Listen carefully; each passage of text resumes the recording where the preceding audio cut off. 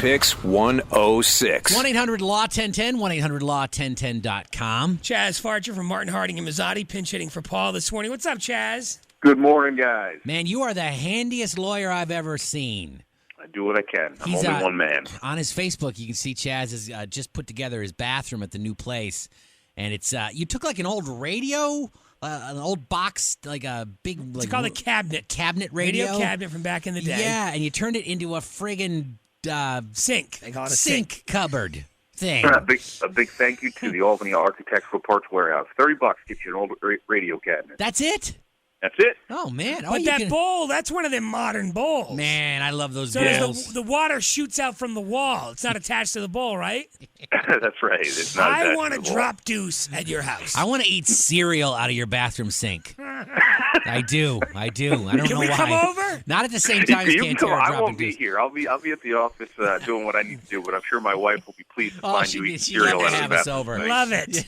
All right, Chaz, so you're going to talk about the Joe Bruno trial. What we're reading this morning is he wants $4 million back, reimbursed from the state. Is that from both trials or one trial?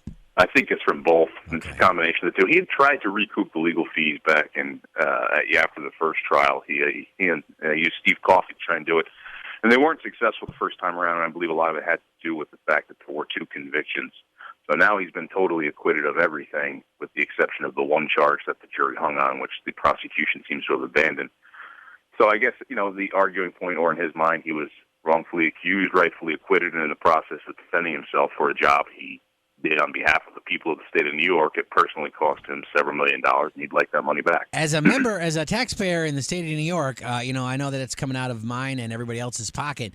Does he get to, does it accrue interest or anything like that? No, I don't believe it does. What he's got to do is he's got to submit a request to the comptroller on DiNapoli. Oh, good luck. And DiNapoli's got to either approve or disapprove it, and what he's entitled to are reasonable attorney fees. So I guess what it comes down to is whether or not $4 million to defend your freedom is reasonable. Is there such a thing as reasonable? You just bought a cabinet for $30. I feel like you'd have a better bathroom if that was reasonable. Yeah. Yeah, I think I'm in the wrong area. I mean, if I had those attorney fees, I wouldn't be buying $30 cabinets. Chaz, how often does the state reimburse people who are found innocent? Well, almost never for everybody else. Really? When you're a public officer, that's where there's this little known caveat in the law that comes into play. So for everyday person out there, if the state accuses you and you're acquitted, well, too bad. That's the price you're paying for your freedom. That's not cool. That's not cool, though, man.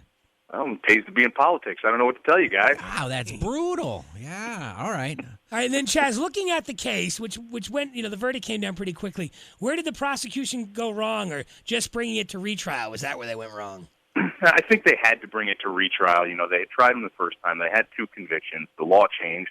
The convictions were overturned on appeal. So what do? Do you just throw those convictions away and say we should have never brought this case? I think that puts them in a bad place. So I think they had to rebring the case. The question, or the difficulty in my mind, is that the first time there were convictions, he was convicted basically on the appearance of impropriety, the likelihood of self-dealing. When the law changed, they now had to actually show real bribes, real kickbacks, something objective, tangible, and I just don't think the jury was able to find that. Well, look, I know it's all over, but should he be concerned? I mean, and I'm only thinking like out of the movies and the TV.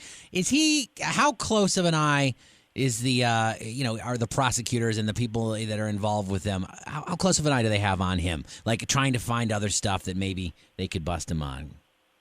Joe Bruno is 85 years old. The prosecution has spent 6, 7, 8 years prosecuting him, and apparently $30 million on the prosecution side is the number I read, and $4 million on the defense side. I think they're probably done at this point. Yeah. I don't think you've got too much to worry about. The last leg of this race will be the lead. $30 million, $30 million on just the prosecution. Oh, now I'm angry. Oh, yeah.